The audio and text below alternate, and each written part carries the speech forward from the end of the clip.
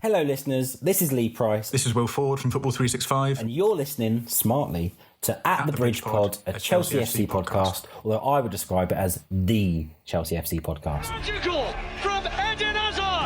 Kai Havertz in the Champions League final. Ivanovic! Yes. In the middle, it's just behind him. But it's tapped in by Hakim. Matic with the ball driver. Matic takes the net off. Hat-trick hero. Cole Palmer wins an epic, sensational game. It's time for another episode of At the Bridge Pod, your number one Chelsea FC podcast. Coming up on this episode, that might be the worst performance of the season. The worst performance of the season so far.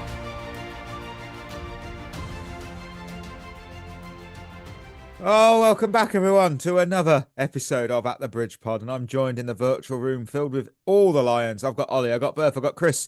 We've all turned up. I've turned up. My throat's fucked, but I've still turned up, unlike Chelsea. But I want to know what your moments of the weekend were. Yeah, I haven't really had that busy of a weekend, to be honest. I played golf and I was very bad. So that's about it, really. Oh. I think everyone, unless you have way too much time and money, everyone who plays golf is bad at golf. Well, I'm not bad at golf. Gareth Bale disagrees. I'm not bad. Yeah, I think he falls into the too much time and money category. Too much money, yeah. Yeah, that's true. Yeah, I watched the Six Nations, watched the last few games of that. Unfortunately, Scotland couldn't get it over the line in the end for England, but it was still better than the cricket. So, I'm going joke. It really isn't. It never will be better than cricket. It's shit. It's rubbish. What about you, Chris? Football filled weekend. My girls won 4-1 on Saturday. Proper game as well. First 15 minutes we was absolutely shit. It was like Chelsea. Yeah. Couldn't get out of our half. Stayed in the game though. Then scored on the counter attack. Second half completely controlled the game. Won it comfortably 4-1. 4 wins in a row. Our best ever run. Nice. That's got to feel good as well when you win when you haven't necessarily performed to your top level in that first half.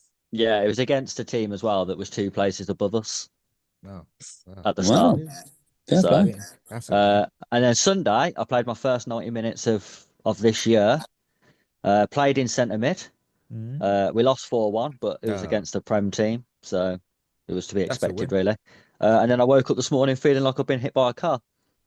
So, listen, 9 minutes in midfield will do that to you. Yeah, football's hard. Football is hard.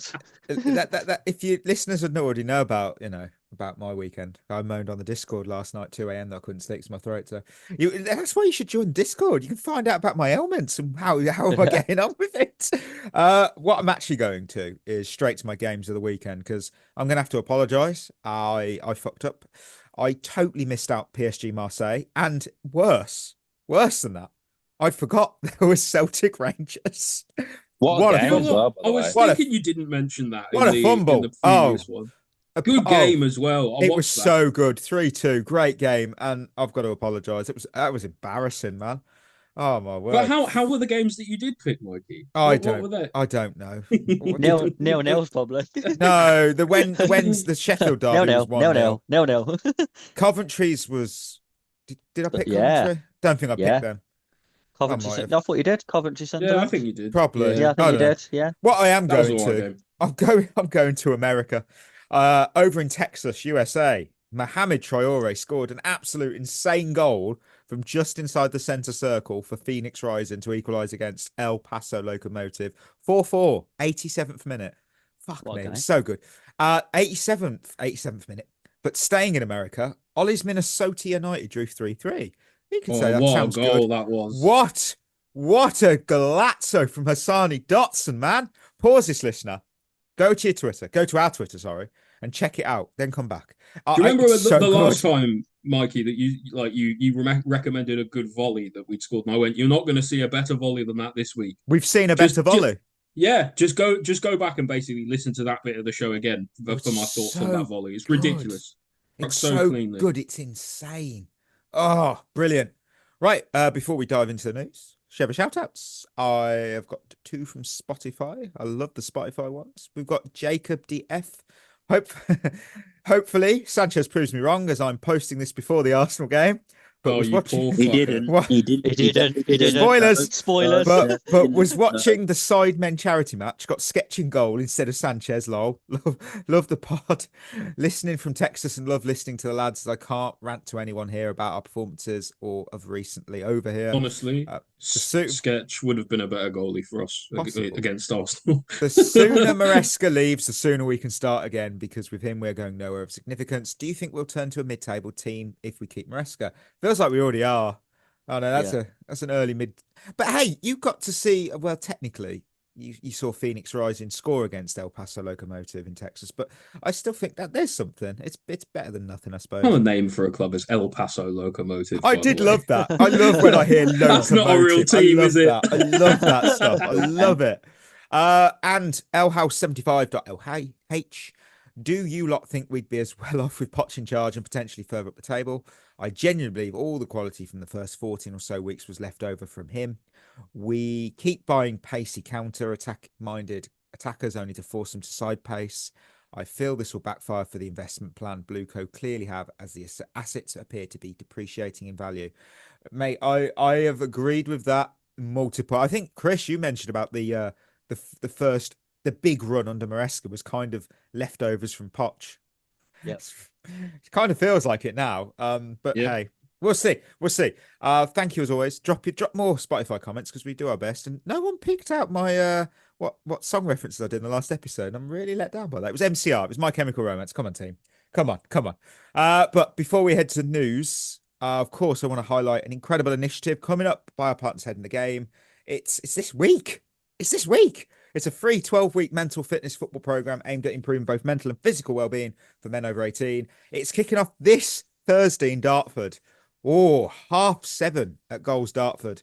And of course, they also have another program coming up in Bexley, which is another 12-week program starting on Wednesday, the 9th of April at 6 p.m. at Lee Academy 3G. So get yourselves down there this week. For Dartford, not Bexley, not yet, but for Dartford, get down there this Thursday. Take yourself into the city, see the marching band. You know, I would go if it would be a very long drive for me. So I'm like, can't do that, can't really do it. But yes, check it out. So let's hit some news, and we have to kick off with something serious, which we never. It's disgusting. It is. Chelsea, they released a statement earlier today. I'll read it out what they said. Chelsea FC is appalled and disgusted by the recent rise in online racial abuse towards our players. The abuse that Wesley Fofana has been subjected to following yesterday's fixture is abhorrent and will not be tolerated. Wes and all our players have our full support. We will work with the relevant authorities in identifying the perpetrators and take the strongest possible action. Look, everyone on this show is absolutely disgusted whenever any abuse like this comes up, and appalled again by this. It's no place for that kind of language in football or society. It is vile, it's disgraceful, and it is unacceptable. Look, I know this isn't the platform for it because I doubt that any big social media owners or whatever, the obvious ones, but they should that social media companies should take requiring ID verification for every account, whether that's a passport, a license, whatever, when creating an account, because that way, when incidents like this occur, there's no anonymity to hide behind. And then the ones responsible are held accountable literally immediately. Yeah. And you know what? To be a Chelsea fan who does things like that is absolutely a disgrace, by the way, because Chelsea has a really long and strong history of multiculturalism and everything around the club. We were the first club in all of the Premier League to put out a team of 11 foreign players, right? And when you've got a history and a legacy like that, to see people just sully that with being stupid online is terrible. Give your head a wobble. It's disgusting. It's hopefully these perpetrators will be found, identified, and the right action will be taken. Hopefully, yes. What the next thing? The Athletic polled a ton of Chelsea fans. How many? I have no idea. Couldn't find a number. Let's just call it a crap load. So I thought it would be pretty cool to just go through each of their polls and just give our quick thoughts on them. So they give a little opinion team. So Frank Lampard topped the survey of Chelsea fans for their favourite player ever. And Lampard got 24%, Hazard 20%, Drogba 17%, Zola 13%, Terry 6%, and others got 20%. I don't think there's a wrong answer here. There isn't. It's Look, personal choice, isn't it? It's who you love. I mean, you know, whoever was your favourite, apart from Romelu Lukaku, that is a wrong answer. That will be considered wrong. You can't use that one. But I don't know. For me, I'd flip a coin between three. I'd need a three-sided coin because David Luiz, Fernando Torres, Cesc Fabregas. I love them all. I think those are some pretty niche picks though for Chelsea. Yeah, you know, it's favourite players, isn't it? And I totally get Lampard. I totally get Hazard. They're the best players, I'd say. I think that's why I thought when I read that poll and the results, I thought makes sense. But I also think people have read that and gone best player. Like people do get confused. People do get confused, don't they? When you're talking about your favourite players, you'll say someone and I'll be like, well, he wasn't very good. Yeah, but that's not what I said. I didn't say best, did I? I said favourite. Well, yeah, David Luiz and Fernando Torres. You could argue David Luiz is in one of the topper tier. I think David Luiz is fine. David Luiz but is fine. To Fernando be fair, Torres wasn't his best, but Torres is in my top 5 favourite Chelsea players. Yeah, I really. I don't think I'd put Torres top 5 or David Luiz top 5 favourite. David Luiz isn't in my top 5, but I did like him. Yeah, but David Luiz would I think David Luiz would hit my top 10. I think. Who's your favourite? Who's your favourite then? Who would you have voted for? For me, it's Drogba. You know, there's no one else can compare. I know Lampard had the goals, Terry had the leadership. Cech was insane as well. It'd probably be, if I had to pick, it'd probably be Drogba than Cech if I had to pick. Yeah, I can understand the Drogba's Drogba a thing. sound pick. Yeah, he beat malaria in 20 minutes. Same birthday as well growing up. So like, what a legend. For me, I cannot see past Michael Dewberry. Oh my word! There's someone who remembers him and goes, "Is he taking the piss?" How can you not know who Michael Dewberry is? I mean, I know who Michael Dewberry is. What a player! No, but on a serious note, I think for me it's got to be Lampard. That's totally understandable. Right, the next one, I have nothing to say on this. Jose Mourinho, comfortably the most popular manager in Chelsea 120-year history, got 62% of the vote. Carlo got 11. Tuchel got 10. Vialli, Conte, and John Neal got 2%. Others got 11. Yeah, I think that's he's easily the most popular. I'm surprised not to see Maresca on that list. He could be in others. Mate. He could be in others. You know, he's not though, is he? I'm shocked that Tuchel didn't get a little bit more of the vote because of how he was when we had the sanctions. I think people remembered the football. It's too soon. Like people haven't had enough time to like fully romanticize it yet. Yeah, that's right. True. This next one is again. I think it was voted as worst, but Romelu Lukaku regarded as the most disappointing signing in Chelsea history. Lukaku got 31%, Torres got 17%, Shevchenko 13%, Sutton 4%, Mudryk 3%, Morata 3%, Kepa 2%, and second place was others with 27%. I think again, Worden's key. Disappointing, Lukaku. Yeah. I think Mudryk's harsh. You know, I know he wasn't great, and like it's probably like a recency thing, I guess. But like, I don't know. I wouldn't put him anywhere. I wouldn't even put him in the same universe as Lukaku. You know what? I wrote out a little thing on this because I actually really thought about it. For me, one player I expected so much from. This is what I'd say is disappointing. Who would I expect a lot from? I never expected a lot from Mudryk. Lukaku to a degree because of, but that's just the worst one ever. I honestly thought we got absolutely nothing in return from Sean Wright-Phillips. Now, younger fans, they might not remember. They might not remember just how hyped he was at the time. He was the hottest prospect in English football. Like, he teared it up for a struggling City side. And Chelsea signed him literally 20 years ago. I feel so old. 20 years ago for 28 million. And I did some research. Adjusted for inflation, that's 109 million in today's money. That caused an uproar. I remember Sky Sports News on it. I remember people claimed that Chelsea were ruining football. They were hoarding the best talent from the smaller clubs. And basically, nothing's changed then. No, nothing has changed. But the thing is, go on, Chris. For me, I think it's got to be Shevchenko. You know, Yeah, I think Shevchenko. But for the money, it might well be. Do you That know? was a luxury pick, wasn't it? he was a Ballon d'Or winner. We Yeah. signed a Ballon d'Or winner, and he was utter trash. Yeah. I know, I've got. He does get away with one massively here, and there's a big asterisk by his name. Go on. And if he didn't score this goal, I think we'd be talking about how disappointed we are in him, and that's Kai Havertz. Yeah, but he did score the goal, didn't Yeah, I agree. I think there was one period where he felt like he was a good player and really good for us. But other than that, That's true. massively. Do you know one that disappointed me? It's probably not like a common one a lot of people think of. Gonzalo Higuain scored goals but he was absolutely alone, everywhere he I went. suppose. But like he scored goals absolutely everywhere he went. He was class for his whole career, and then he comes to us and he just like basically just turned up fat, couldn't do shit. Basically, Yeah. like I was really disappointed because I guess I expected so much more from him.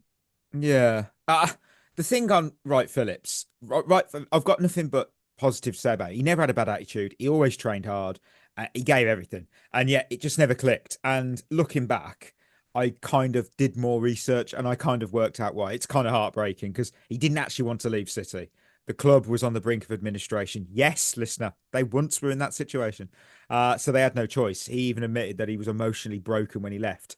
And look, that move benefited one party, City, and their bank balance to stay afloat because Chelsea didn't win. Wright Phillips certainly didn't win.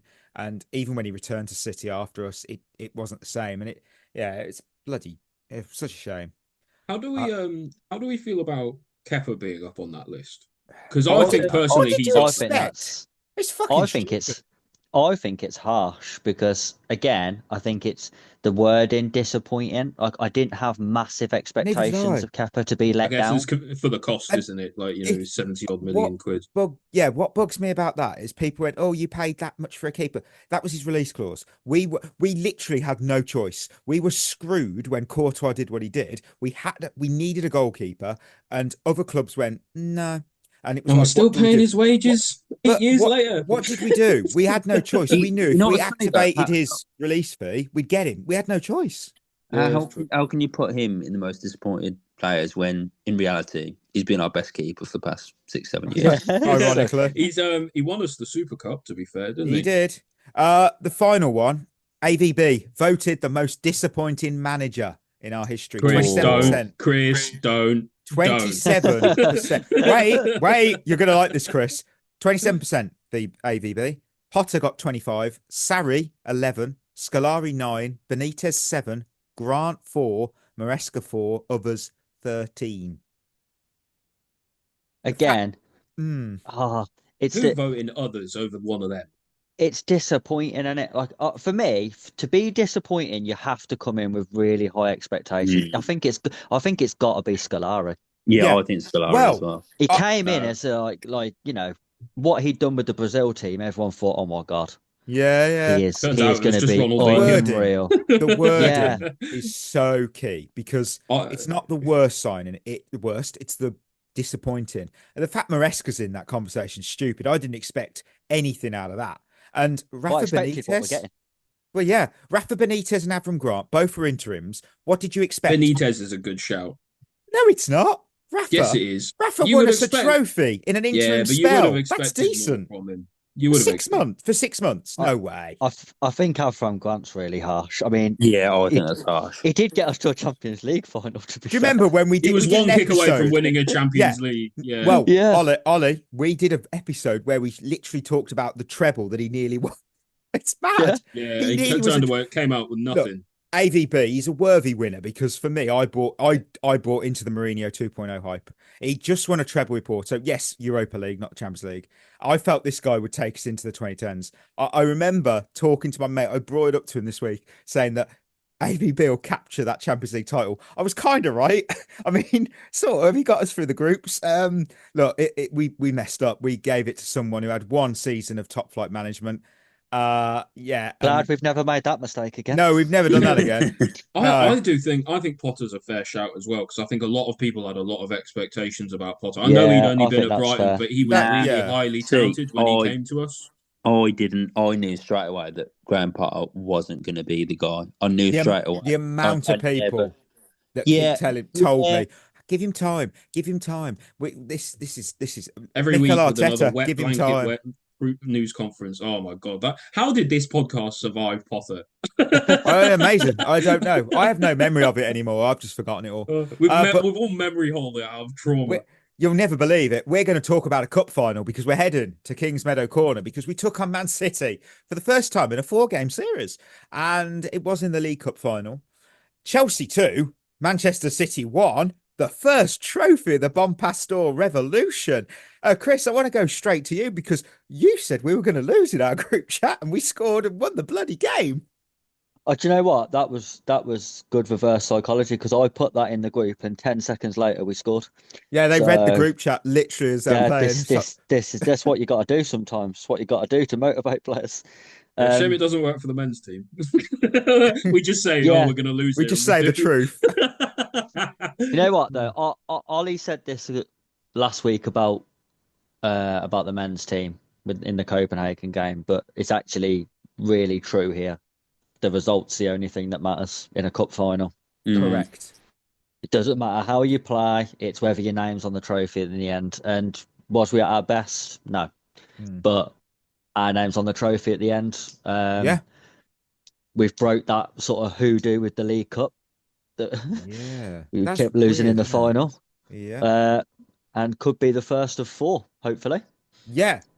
I mean, look, you're right. We didn't play well. We didn't play. It was sufferable, but we found a way to win. And in the end, like you said, no one's going to remember the performance. They only remember the trophy lift, and we lifted it. Millie Bright was immense at the back. She deserved the Player of the Match award. Ramirez, constant threat. I thought I've got to say it. Thought you should have buried that chance after around the goalkeeper. Just saying, should have been 2-0. But got the opener though. She did, and 8 minutes in, so that was a good little dagger to the Man City hearts. But should have made it 2-0. Man City though, they were strong, and they here we go. They bossed possession, didn't they? And we struck first, and then even though they conceded, they continued to dominate on the ball, and they had absolutely nothing to show for it. I mean, Hannah Hampton had an easy first half because, look, at the end of the day, possession without purpose is pointless. They kept the ball, as we will mention later. Yeah, and Chelsea, we do have this. We grow into a game, and we just found a way through. The game winner was an own goal, but look, what matters most is when the full-time whistle blows, we're celebrating. We've just lifted our first major silverware, and oh my word, Chris, you're so spot on. That League Cup curse. I'm going to quickly look how many we've lost in a row, but I feel like we've always been losing them finals. I always feel like we do. It was 3, wasn't it? Oh man, I'll have a look whilst I go to Berth. I think. Oh, sorry. Go on, Berth. Go on, Berth. No, I mean, like I said last week, that this team just seemingly knows how to win like champions, and the weekend just proved it. Chris is absolutely right. You don't need to perform well in the final as long as you win. I mean, you look at our Champions League wins over the years from the men's team. How many times would you say we played really, really well? Yeah, probably neither. So most FA Cup finals that we've won, and men's and women's, rare that we, it's always a 10 out of 10 performance, and that's what finals are really. But we win like champions, perform like champions, and I personally think this won't be the last this season. Hopefully. I mean, Chris is right. We lost 21-22 to City 3-1. Then the following season, Arsenal 3-1. The following season, 1-0 after extra time to Arsenal. As much as they say it doesn't bother them, you do wonder if it's just in the back of the mind going, oh, doing it again. Like when we say, oh, Spurs, history of the Spurs, they're doing it again. Makes you worry, but yeah, we did it. And I do think that this is a really actually, I think people are underestimating and understating how much of a really important moment that this is. Yeah, we are probably going to go on and win the Women's Super League this season because we're like 1 million points ahead at the moment. But 1 million, wow. Yeah, I know, 1 million. It's a lot of games. But I think getting Bompastor that first trophy and getting a lot of these players who haven't won a trophy yet. I'm thinking some of these younger players, like I think Hamano's not won anything with us yet. Like, like players of that ilk, some of the newer players, to get them that first taste of silverware, to allow that sort of seamless transition from the winning old guard to some of the newer players and the new manager we're coming in. We wanted that to be a seamless transition, and that's the best start we could have hoped for in that regard. Yeah, 100%. I've got a big loser though from this game. Big loser. Pride Park Stadium. Had to write. God, yeah. That pitch was a disgrace. I mean, this was supposed to be a showpiece final between the two best teams in England, and it was played on a surface that looked more suited for a Sunday League mud bath than actual elite level football. In Derby, no less. The indignity of it. Look, I could say that. I lived in Derby for a long time. I've visited Derby, but the point being, any final of this magnitude should, at the very least, be hosted at a Premier League ground. I know it's knocking the Championship teams, but I get that Wembley was off the table because you had the Men's League Cup final the next day, and they don't want back-to-back games on a pitch. I understand the logistics of that, but there is no excuse for not securing a more fitting venue. The likes of the London Stadium, Molineux, which hosted last year, the Amex, Tottenham Hotspur Stadium, Stamford Bridge, Anfield, and Old Trafford. And was that being in? I can't remember. Was that in use for one of the games this weekend? I don't know. I can't imagine it would have been Millennium Stadium. Yeah, Millennium Stadium in Cardiff. Just use that. I would have gone to that. That would have been fun. I'm trying to see if Villa are at home. Oh, Villa didn't play over the weekend. So Villa Park, and any of them would have been a far better choice. That pitch was embarrassing. No wonder everyone called it out. And we shouldn't have to talk about a football pitch in a cup final. That should not even be, well, this was an away trip in the middle of Europe, when we go to different places where the weather's destroyed the pitch or it's deep to see. I just found it poor. I did. Talking of poor, that's funny, isn't it? Mm-hmm. I guess we're gonna head to some. Do we have to? Well, we do. That's kind of the point of the episode. That's why listeners. Yeah, but do we have to? I know they're waiting, but should we just? Do we have to? Should we just piss them off even more? We're going to review totally different football match now. Going to review Minnesota United's 3-3 draw. But what we are going to do is we're going to head down the road because we took on Arsenal at the Emirates. No Cole Palmer, no creativity, no chance. So Chelsea, they rolled into the Emirates like a band with no lead singer, out of tune, lacking rhythm, and completely uninspiring. Mikel Merino's header with an assist from Robert Sanchez's questionable goalkeeping as ever was all Arsenal needed to brush past a Chelsea side that looked about as dangerous as a foam sword. Enzo Maresca's men spent the first half chasing red shirts like they'd been sent on a scavenger hunt, failing to register a single touch in Arsenal's box for an embarrassing stretch of the game. Sanchez, still auditioning for a role as Chelsea's most chaotic goalkeeper, nearly gifted Arsenal another, but wasteful finishing kept the scoreline respectable. Late substitutions did little to change the script as the Blues sleepwalked to yet another away defeat, their 7th in a row now. With the chasing pack closing in on European spots, Chelsea better wake up fast. Right now, they look more likely to stumble into mid-table mediocrity than find any sort of resurgence. Oh, Arsenal 1, Chelsea 0. Oh my word. Winners. We're kicking them off with the winners, as always. Who have you got and how many have you got? I've got 3. Fuck me. Ow. I've got 2. I couldn't find 3. I've got 2. I've got 2 as well. Yeah, they're not all. They didn't all play. So right, I'm going to kick mine off then because I've got Nicolas Jackson. He didn't play. He didn't play. But every game he misses shows those fans that doubt him just how crucial he is to our team. Because since he's been out injured, 3rd of February was his last league game, by the way.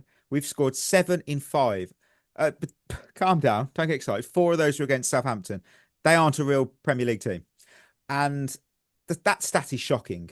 Just put some respect on his name. And the international break means that we are one step closer to his return because we bloody need him. What's really funny though? The same fans who was telling us that Nicolas Jackson wasn't good enough are now using his absence as an excuse for our poor form. It's weird. Oh, yeah, I'm not shocked. Yeah, I've got nothing else. Berth, who's one of your winners? Because you got 3. Yeah, to be fair, Nicolas Jackson was on mine as well. Oh, legend. That's how you know it's a fucking shit finishing game, wasn't it? Just for the simple fact is, people underestimate how good he's at holding up the ball. Look, his finishing sometimes lets him down, but as far as what he does to the team off the ball and on the ball, he's so underrated. He's such a big big player for us. And you know, you missed Imam Palmer yesterday. But for me, I think we missed Jackson more just because there were no runners other than Neto, who had a bit of pace, and Kunku didn't make any impressive runs. Sancho was just shit. And yeah, we just miss him massively, and we don't score as many goals when he's not playing. So yeah, he's one of mine. Oh, Ollie, winner. I've gone with Chelsea. Because Wow. because Wow. our annual humiliation at the Emirates is over with. And now great. we'll have most of our players back for Spurs. It was one of the only upsides I could find from the whole game. Oh man, that's coming up, isn't it? Fuck, I forgot about that. Oh yeah, that's the next game. Oh no, It's in like 2 weeks. Don't worry, we've got players back. Jackson's back. I think Madueke's back. Lavia's back. Yeah. I know people have been saying that, but let's face it, until they're actually on the pitch, let's calm down with they're back, because these are Chelsea players. That's true. They might not be back. They're planned to be back. Potentially back as well. He'll be back by then. Well, we got 2 weeks. We got 2 weeks because we're not in the FA Cup. So, Chris, winner. I've got Mark Cucurella. Yeah, he was my him. I've got him for one reason. Because I don't think he was brilliant. I don't think anyone was. I don't think anyone was above a 5, to be honest. But I think he's on my list as a winner because in the last 10 minutes, he was the only person on the pitch who looked like he understood that we was losing. Like the ball went out for a throw in and he was running over and trying to take it quickly. And everyone else was sort of like, oh, Mark, calm down. And he's like, well, we're losing. And everyone's like, wow, don't worry about it. It's only 1-0. It's a pretty good result for Leicester. I mean, Chelsea. Yeah. You know what? I had him as my other winner because you can see I really was struggling for winners this week. And because he looked like during the game itself, not just the last 10 minutes when it was basically dead. He looked like the only player who was actually capable of doing something. He took a shot. He actually was a player that took a shot. I think when he is at the moment, he is our best attacking outlet. It's very worrying at the moment. Yeah. My second and final winner is Gary Cahill. I always felt Sky Sports lack Chelsea pundits. I mean, I'm comparing this to the Man United and the Liverpool pundits because there's a lot of them. And we get Ruud Gullit, we get Hasselbank.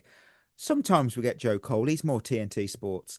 But you know, seeing Gary Cahill on was a big positive for me. And that guy, I'll tell you what, he was looking mighty fine. His all black outfit and some crisp white trainers. Whoa, horny bonk time if you're on the Discord.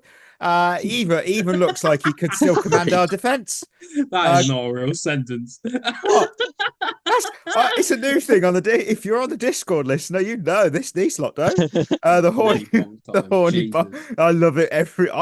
Not often. I'm usually the one that gets that sentiment. I'm like, oh, okay. We are the only Chelsea podcast, I think, with that actually has a significant listener base that can say things like horny bonk time. Horny bonk. Give him a call, Todd. Give him a call because he's looking crisp and he looks like he could do a job. He would actually put more effort in than some of our players. Yeah. Oh my word! Oh, all right. Who's got some left? I've got 2 left.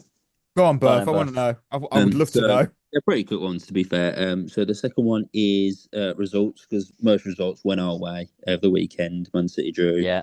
Good shout. Yeah. So we're still 4th. Somehow we're still in contention. You know, it weren't the worst. I don't think any of us really expected to beat Arsenal. So yeah, that's the second winner. And the third winner was the final whistle because that game was one of the worst games I've ever seen in my life.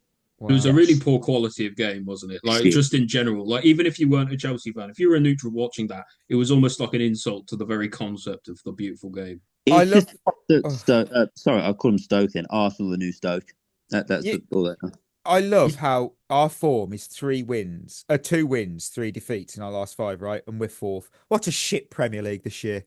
What an absolute disgrace. And we could people go, oh, it's competitive. No, it's not. 11 teams could qualify for Europe. Obviously, there's a lot that would have to go. Villa would have to win the Champions League, etc., etc. But the fact that could happen, and it's that look at Man United are 13th, Spurs are 14th. What is that shit? Come on. Oh my word. Right, Ollie, who's your final winners? My last one was Kukurea, mate. I had absolutely nothing else. That was a shit game of football. We were shit. Everything was shit about it. Wasn't great. Chris, I want to know your final winners, please. Well, I've only got one. And I've put Moises Caicedo. Again, was he above a 5? Probably not. Was he still the best midfielder? Yes.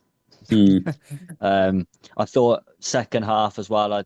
I thought he put out a lot of fires in terms of keeping the score at 1-0. It wasn't his best performance, but again, I mean, it's best of a bad bunch here, and I felt like I couldn't just find one winner. So you got to feel for him. He's in. You got to feel for him. That man has to deal with a house fire, and all he has is a water pistol, and the trigger's a bit broken.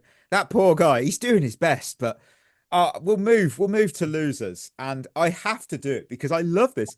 Not for the first time, and not for the last time this season. Robert Sanchez makes my losers list. Yep, he's on mine. Is it a full house? No, he's not on mine. He's not on mine, but there are so many players that it could have been on here. I thought I was over saying this catchphrase, damn it.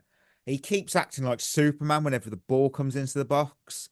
Honestly, every time a cross came in, he looked lost in the echo. Nowhere Marky, near I'll it. stop you there. Time. I'll stop you there, Marky, because he's not like Superman, because Superman saves things. You're right. 100% right. I mean, Sanchez was at fault for the first goal. You can't be beat. You're 6'6". You're 6'6". How did you not? I don't get it. He always causes us problems. He causes more problems than he prevents. Always, before the first goal, he cleared a ball right into the path of Martinelli. Trash all game. He was trash all game. I just don't get the point. He made one good save, but he probably should have made it. It was a good save. It was a good save. He probably should have made it, but Here's what I don't understand, though, and I'm a bit torn here because I don't know who to believe. I don't know whether to believe you, Mikey, and my own eyes, or the manager who said that he was good. He did have a good game. It's difficult, isn't it? Because apparently he was good. I don't know who to believe. It's difficult. We'll touch on that. You kind of get a hint at what my second loser might be. So if that particular person is on your losers list, hold them to second, I guess. Ollie, who's your first? My first loser is let's see here. Wesley Fofana. Dreadful. Lucky boy, weren't he? Had a really, really poor game. Probably should have been sent off for stamping on Declan Rice's arsehole. He should have been sent off. What makes you? Wasn't it just his cheek? I don't think it was right down the middle. It did look right down the middle on TV when I was looking at it. The studs went straight in. You're like, oh yeah, it was not great. Not just that though. I thought he was really, really rash in his tackles. He was coming out flying at everything. When he's on it, he times it perfectly and he does really well with it. When he's not, he just looks like he's running around like a headless chicken, like properly lost. Was really unimpressed with him. I don't know if like some of the, like if there was any like, we know there was abuse of him online. I don't know if there was any in the ground, and maybe if that got to him or anything. I don't know, but either way, his performance was really subpar compared to what we've come to expect from him. Just wasn't impressed. Okay. Chris, who's your first loser that's not the one that I'll say in a minute? The entire attack. Did we have yeah. Again, they're on what attack? Yeah, because I was going to pick one of them, but then I thought, well, they was all as shit as each other. And that's the problem, Jadon Sancho done his best Ghost impression. I honestly can't remember a positive thing that he did in the entire game.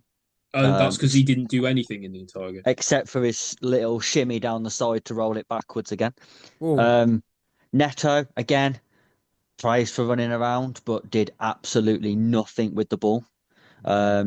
Except for lose it every time he had it. And Kunku had the best seat in the house to watch the game.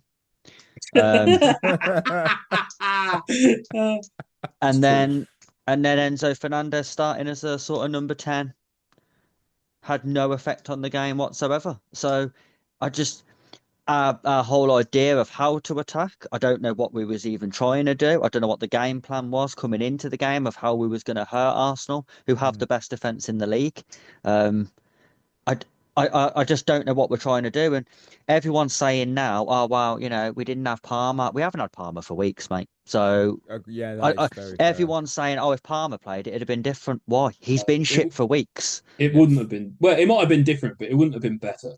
Yeah, you know what I mean? So I just think it's ridiculous. And again, it's, oh, well, you've got a feel from Maresca. He's got his entire front three out. But so have Arsenal. Yeah, it's like, mate, you're the manager. But they found a way to win the game, and that's what you have to do. Yeah. But the attack at the minute, honestly, it looks like the only way we'll score a goal is if a team literally kick it in their goal for us.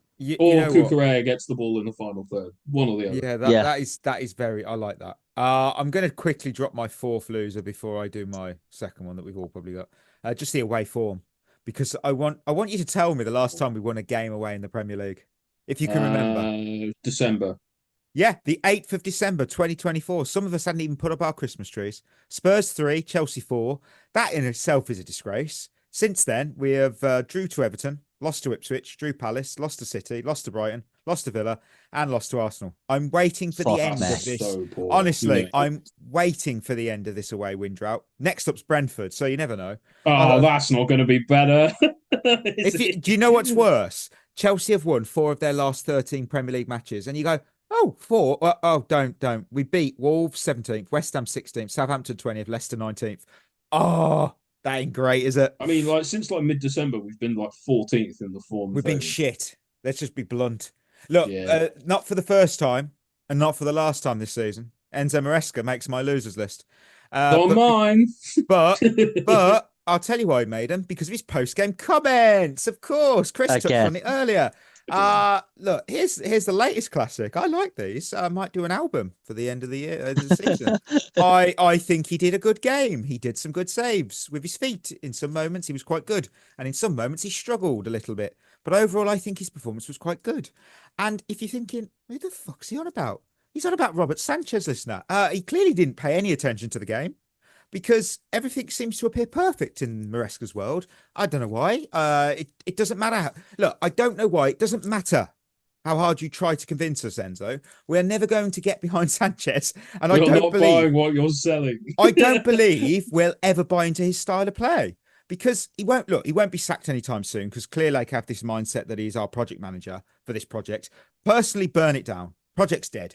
And if you're going to keep playing Sanchez, that's the shit you're going to get. What did you expect? He makes everyone nervous. He makes a mistake, and it costs us a goal. It's the same process on repeat, and we keep doing it. And yet we go, oh, he's great. He's doing this. And then he starts waffling about, oh, we had a good game. We did. No, we didn't. We had some shots. What shots? What are you on about? That's gaslighting. When fans go, oh, we're being gaslit. Yeah, we are now.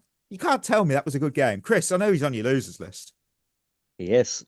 Tactically inept. Deluded. The most concerning thing for me is the fact that he actually genuinely seems to believe that this is good. Which would suggest then that he's not going to try and change things because he thinks this is working. He's got a small club mentality. I think you can tell that.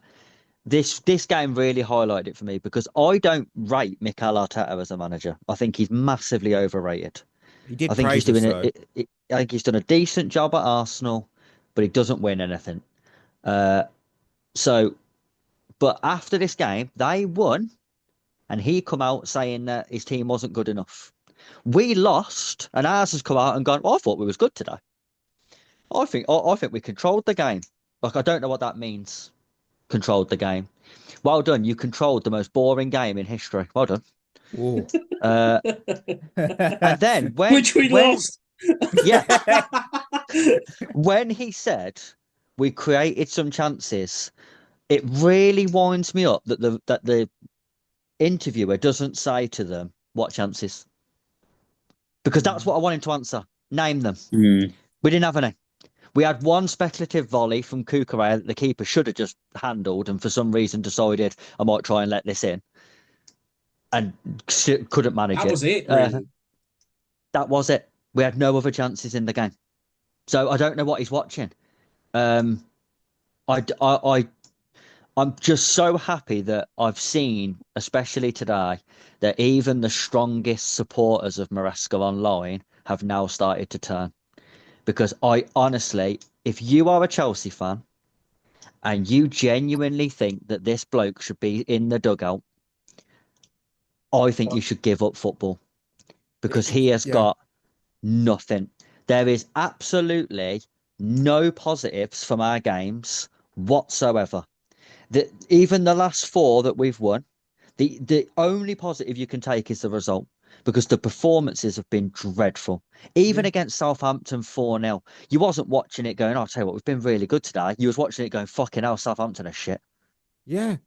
That's the thing. In the second half, we had 63% possession, 1 shot on target. Arsenal literally had 37%, obviously, and they had 2 shots on target. They created more chances as well. I mean, there you go. It doesn't, like I said with the women's review, it don't matter how much possession you have if you do nothing with it and have no purpose.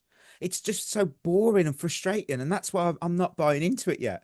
I say yet because I could be turned. I won't be, but we know what's going to happen. We've been outplayed 3 games in a row now against FC Copenhagen twice and Arsenal. Come on, it's irritating now. And think about it as well when you think of that Leicester result. I said in a group chat to some of my other mates, I said, watch, this game will look really, really bad when they get pumped by the absolute worst Man United side I've ever seen. And they did. Week. And they lost 3-0. At home. At home. So, yeah. Maresca's on mine as well. I mean, I've got a million problems with Maresca at the moment.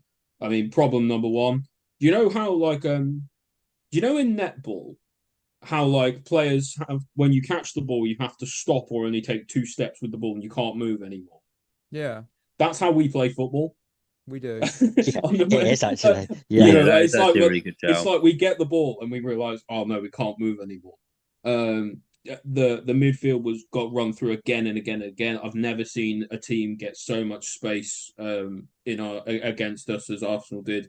Whether it was on the wings, whether it was on in midfield, whether it was in the attacking sort of zone 14 areas, the half spaces, they had so much space to operate, and we had absolutely none whatsoever. I mean, playing Sanchez at this point, that's on Maresca. I said it a while ago. Him playing Sanchez is 100% his fault.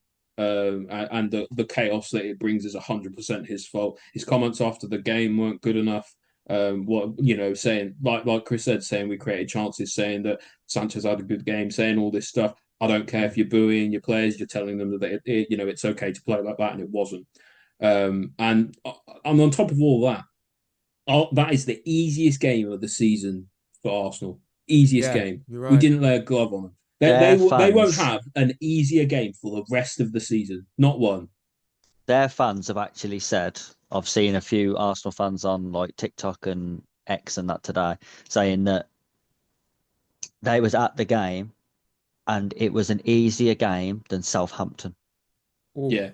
I buy it as well, because at least Southampton would have tried to threaten them a little bit. We had absolutely nothing. And like you say, whether it's because we don't have the players at the moment for Maresca to do what he wants to do, that's not good enough. I don't accept that, because you're a manager, mate. You have to manage. The whole point is you have to deal with the squad that you've got in the moment that you've got it, regardless of the state that it's in. Injuries, no injuries, absences, suspensions. I don't care. You have to find a way to do better than we're doing right now. And we was playing shit when we had those players. Yeah, a lot of it's not like we was in blistering form before that. So, but again, he's playing Robert Sanchez. Everyone knows that's a mistake. A blind man can see that he's not a good goalkeeper. He's playing a centre back at right back, a right back in centre mid, a number 8 as a number 10, a winger as a striker, a number 10 as a left winger. And this is all the stuff that we had to go at Pochettino for as well, for playing players out of position. Chilwell on the left wing, Yeah. Enzo up and down, and Colwill at left back, and all of that stuff. This is just a different brand of it. It's like, just because he's Italian doesn't mean his ideas are suddenly good. Yeah. I can't disagree. I've got one loser left, but I'm sure others have got like two left now. Who's got the most? I've got like three left, to be fair. No, Berth, you know what? Perfect, I want to hear all your losers. You can take the stage, man. No, to be fair, Maresca was on my losers list because, to be fair, what everyone said, football. Ollie, I think, hit the nail on the head, really, when he said it's like a game of netball where you can't kind of, as soon as you get the ball, you can only move like two steps. It's perfect analogy, really, to be fair. Boring, a bit deluded. He's playing people out of position. I don't see him turning it around at the moment. I hope I'm wrong, because obviously I want Chelsea to do well, but it isn't looking likely at the minute, to be honest with you. My second loser was attacking players, like Chris said. Yeah. Shit. Don't look like we're going to score. And we did miss Palmer. I think Jackson was more of a miss yesterday, because of those runs that he does, and because he can hold up the play and can really stretch the defence. We did miss Palmer in a certain aspect because of that creativity. But then Jackson also, how shit was it then to play him in a dead rubber against Copenhagen then, if he wasn't 100% there? Yeah, but that's just how shit we are at the minute, because without him, we didn't look like scoring. Yeah, I guess. And then my third loser was Tosin, because I thought he came on and had an absolute mare. He had an absolute Western at the back because he couldn't pass. He looked shaky, just gave away the ball every single time he got it. And I thought Colwill actually had an all right game yesterday. I'm not his biggest fan, but I actually think yesterday he played well, and Cucurella did as well. But I just don't see how we're going to turn it around at the moment. We just look bang average. Yeah, I couldn't agree more. Ollie, who are your final ones? I've only got one left, and it's Benoit Badiashile. My God, Sunday he was chicken, because he was getting absolutely cooked, roasted, unseasoned on that side. Martinelli was absolutely destroying him when he was going over onto his side. I can count. There was probably 2, 3, 4, 5, 6 times he went past him in total. Not good enough, not even close. And then you say, well, what's one of Badiashile's sort of like better attributes is his passing, right? His long passing's pretty good. Almost every pass he made into midfield, like those kind of long on the ground daisy cutters that he does. Almost every single one was intercepted by Arsenal's midfield, or it was wayward. Sorry, when he was passing. Are we watching the same Badiashile? Because I don't think I've ever seen him do one of those passes before. He does make those passes, yeah. Like, trust me, as someone who actually likes him, I tend to pay attention to the good things that he does. But there was absolutely none of it in the game against Arsenal. He was just like, one thing that I really think is true about Badiashile is he's got what I've heard to be called pass empathy. He doesn't give a shit what your position is when he passes you the ball. He just passes it to you. And ever since I heard it, I've been watching out for it all the time. He really doesn't care, like, whether you're left-footed or right-footed. He doesn't pass it to that side. He doesn't care if you're under pressure. He doesn't care about like any of the situations surrounding the person receiving the pass. He just passes the ball. And I need to see better from him, because I was happy to see him back, and now I want to see him gone. Oh, man. Before we go to Chris, I'll go my final one. Not for the first time, and not for the last time this season. Christopher Nkunku has made my losers list, but for a lack of effort in a football match. He chased shadows the entire game. I personally showed more effort watching from home than he did. He threw his arms up a lot. I noticed about 3 times, I think he did that. He complained a lot. There was something there, but he added nothing other than that. And I am so numb when I watch him play. I expected so much when we signed him. And Dewsbury Hall's produced more. There you go. That's what I'm putting it in writing now. He literally offers less than nothing, doesn't he, at the moment? Yeah, we're they say something's better than nothing, but oh my word, we're so close to nothing. Chris, round us off, please. Positives, come on. No. No. I've got character. Just limped to defeat, didn't we? Yeah, and I think the one good thing that Poch started to introduce into this team was a level of character in terms of not just accepting that we'd been beaten. And I've got some stats for you. Ooh, he's come prepared. Done some research to back this up, and I've only done after Boxing Day last year. To be fair, because we've only been shit since Boxing Day this year. So this was all after Boxing Day last year. Forest away, 2-1 down, 1-3-2. Villa away, 2-0 down, drew 2-2. This was Villa who was going for Champions League, by the way. Drew 2-2. Man United at home, 3-2 down, 1-4-3. Brentford away, 2-1 down, drew 2-2. Palace away, 1-0 down, 1-3-1. At the moment, if we go a goal down, we lose. Yep. Yeah. Because the team's got no character. They don't care. And they seem to think that losing is okay because the manager will come out afterwards and go, I thought we played well. We had 70% of the ball. Just give you lost 3-0. Yeah, but what really matters? I think it's the ball, don't you? You're right. Come on. Hey, people say you're being negative, but you're right. You are right. There's no jeopardy for the players at the moment because the manager is accepting mediocre results. And the only game where there was that jeopardy, it was the Spurs game where their players are expected to have a bit more oomph and bite in the game, and they knew it wouldn't be acceptable to lose.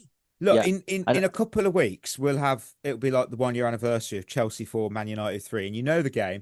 That result never happens under this manager. No, it doesn't. No, and neither does the 4-4 against Man City. 100%. So many times last season we saved points in the last 10 minutes. Yeah. In the last this 10 year minutes we throw them away. In the last 10 minutes of this game, we played like we was 2-0 up. It was another game where we was losing, and with 10 minutes to go, we didn't put a single cross into the box. It was like we were trying to keep the score down. It was like we were trying to not be embarrassed, and that was the most irritating thing for me. Is that we didn't even give it a go. If you watched the Carabao Cup final after Liverpool losing 2-1 in injury time, last 10 minutes of the game, they put Van Dijk up front.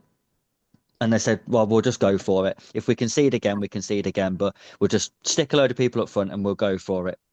Didn't work. That was absolutely shit. But they still scored a goal, though, didn't they? They got one back. They could have gone anywhere. What I don't understand is he's bringing on players like Tosin, but just like for like at the back. Stick him up top. Like, what have you got to lose? You haven't got any forwards to bring on. Fine. So find another solution.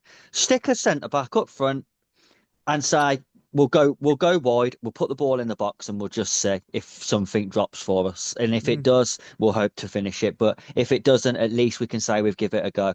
Passing it sideways, backwards, not even entering the box. You're never going to get an equaliser. We put them under no pressure, and we do it over and over and over again, and the game just peters out to us losing. Yeah, every transfer, every sub was like for like. Dewsbury Hall for Nkunku, but Lavia for James. James was playing in that role anyway, so that's why Lavia. Yeah. Gusto for Fofana was playing at the right back. Tosin for Badiashile. What were you expecting here? Well, yeah, were you expecting Plan A to go better when it had gone so well for the rest of the game? Right, for God's sake, man, do something different. Emojis. I went shrug because I thought, why should I make the effort? No one else did. Vomit emoji for me. That's Oh no, do you know what? Middle finger emoji. That's what I did consider that after the game. Middle finger emoji, because that's what I want to do to Maresca. I've gone with the number 8 because that's where I think we're going to finish. Oh, I hope not. I hope not because I said 7th, and that's looking even better. It's aging so well. People, by the way, who are like, oh, well, we're 4th now, so why can't we stay there? We don't win any of our last 4 games. Telling you that for free. We get nothing. I know that. For free.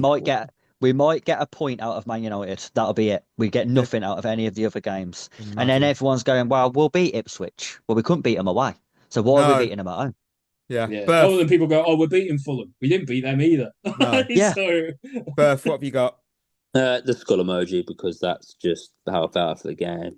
Just no hope, basically. No hope. Dead inside. Chris. Fairs. I just gave you mine. Oh yeah, sorry. Come on, Mikey. Come on, son. You know what? I'm gonna go and put in my own Overreaction, you think? my Monday overreaction, and I think we finish maybe joint bottom of our Club World Cup group with just 3 points. I think we could beat Esperance de Tunis. I don't think we'll beat Flamengo, and I don't think we'll beat Leon, the Mexican team. It depends. Don't Depends if the underestimate manager's still Mexican here. teams. I keep saying that. It's a double season. He's playing. He's going to be there. Yeah. Oh, I didn't know this. Leon have got James Rodriguez. James. Someone calls him that. James Rodriguez. I didn't know that. So I just clicked on it. James Rodriguez.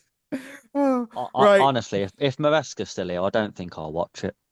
Look, we'll cover it. We already listened. Well, are you going to cover it? Yeah, I don't want to. Yeah, I don't care. I'm more interested in how Seattle Sounders do, and that is just being totally honest, because we're there for fun. We're there for fun. We are. Oh, right. So let's look at our Lion of the Week. What did we go with? Christian Caicedo. You've won. Mike. Oh, that's me. Pedro Neto. No. Cucurella for Ollie. Enzo for the wheel. It's Cuckoo or Caicedo, I'd say. I'd say Cucurella. Yeah, I'd go Cucurella. I would say I'm going to back myself and say Cucurella because he was the only one who even tried to score a goal. And you know what? That means he'll get our actual Lion of the Week, so we won't be doing that. We'll first be win in doing a that little for 2 while. weeks. I'm pleased about. Yeah, no match preview because it's international break. So we're going Thank God. Honestly, thank God.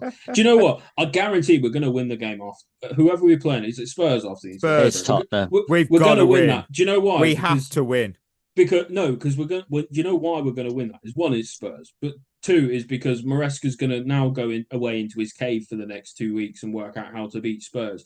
And when we've got a plan that we can plan for 2 weeks, we can seem to actually beat a team. It's when we're playing teams back to back to back to back all the time that seemingly Maresca can't work out. He can't figure out in his brain how to beat a team in less than 2 weeks. Maresca's just going to turn up and do the same thing, Ollie. Play shit in the first half. It works. That's the plan. Good in the second half. It'll work. That's the plan. Yeah, it always works. Yeah, of course. Right, Quaresma's questions as I look on. NJ Brandt, really feel bad for the highlights guy. 2 to 3 of the highlights was the first half. Yeah. Oh my word. I like Matt's question, but unfortunately it says, "Hey guys, number one listener here from the Big Apple, New York City. Do you think we'll ever change our?" And it doesn't give me the rest of the question. Let us know, Matt, on Instagram. Do you think we'll ever change? No, we won't. Yeah, no. Let's have a look.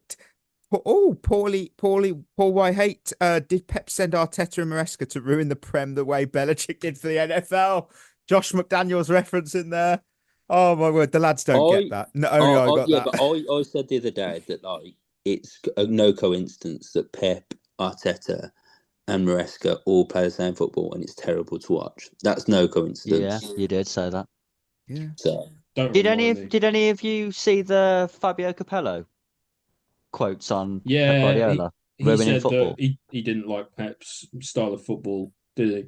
No, he said he's ruined football. That's what he said. Rick's coming from Capello because he played terrible football with England. Yeah, he's absolutely. If you read the full quote there, he's absolutely right on everything that he said. Oh, it's like that meme, isn't it? The worst person you know just made a great point. Yeah, making robotic players. There's no creativity anymore. There's no passion. There's no intensity. It's just pass. A fellow Chris. No, Chris, that's not Pep. You're describing our season. Yeah. Chris _M. Do you think Jackson return will improve Palmer's performance? Thanks to the great podcast. Well, thank you for your actually questions. do. Yeah, I think Palmer needs Jackson as much as Jackson needs Palmer. Yeah. And you know what? We'll round it off with No Laws Co. From our past 5 managers, where do you rank Maresca? I'm going to assume we include Lampard as do we include his interim? Yeah, No, I'm still having Frank Lampard over Maresca any day of the week. Right, so if we remove Bruno and Frank Lampard's interim spells, our main managers are Maresca. Bruno's number 1 for me. one defeat, yeah. We got Maresca, Potter, Tuchel, and then it would be Lampard. Tuchel 1, Lampard 2. Potter's bottom for me. Maresca's above him. That's it. Yeah, I'd go with that. Tuchel number 1. He won us the fucking Champions League. I honestly think Maresca's bottom. I think Potter's football was better to watch than this is. I think you memory hold it. I honestly, you know what you said earlier about when we go 1-0 down, we can't win games. That was the entire season with Potter. I do think Potter was stitched up as well, though. Yeah, I can see your argument. Nah, he got given loads of players. Shit mannequin. Yeah, he got given way too many players. We signed like 8 players in the January. Then speak up. That he could easily have gone. Well, I don't want to do. You're not allowed to do that at Chelsea. No. You have to just say yes. Yeah, Tuchel 1 for me. Lampard 2 because of what he did with literally no transfer window. No transfer window. He had nothing. We were under a ban and he still got us top 4. I was impressed. So 2, that would be Lampard. I'm going to put Poch in at 3rd. Very Poch. And then... Can you put Potter and Maresca as a double act both at the bottom? Yeah, honestly, I like that. Two cheeks of the same arse. Correct. I like that. We'll put them there. We're ready for Wesley Fofana to stamp on them, Yeah, exactly. Between them specifically. You know what? It annoys me when people lump Lampard in as like one of these players who can't manage. Like a bit like Rooney, Gerrard. And Gerrard. Like the fact that he gets lumped in with both of them is so unfair, man. Like he is 1,000 times the manager. Both of them are, and he's not perfect. He's not brilliant, but both of them were absolutely diabolical. Like one couldn't even hack it in Saudi, and the other one couldn't hack it at Birmingham. So right. Wrapping up today's show. End of show game. Guess the player by their career path. Of course, you do listener describing a player's career path. The team, they have to figure out who it is. Wikipedia is the usual source. So today's theme is never won a Champions League. Now, everyone today has retired. Chris. They've retired. First one's Chris. They've retired from football. Chris has not retired. He played Sunday. He doesn't count. And they've never won the Champions League or the European Cup as it used to be known. So, first player started their career at Napoli. Staying in Serie A, they moved to Parma before moving to Inter Milan. Before moving to Juventus. They finally leave Italy. I might have it. Maybe. How have you got on it from 3 just random 4 Italian teams when you know that teams in Italy trade players? Sorry, can you just name them again? Napoli, Parma, Inter, Juventus. I'm gonna go. I might be wrong here, but I'm gonna go Christian Vieira. You're wrong. Because Christian Vieira didn't move from Juventus to Real Madrid before moving back to Juventus. Juve to Real Madrid to back to Juve. Yeah, and then they finished their career at Al Ahly Dubai. Chris and Ollie are in it. It's a tough one. I did think Juventus to Real Madrid might give it away. Hang on. I'm trying to remember Juventus players who have gone to Real Madrid. I will give you the... Oh, no, because Berth... Was it? Hang on. No, go on. Let me guess. Let me guess. Go on then, Ollie, if you want to have a guess. Is it Cannavaro? Oh, which one? There's 2.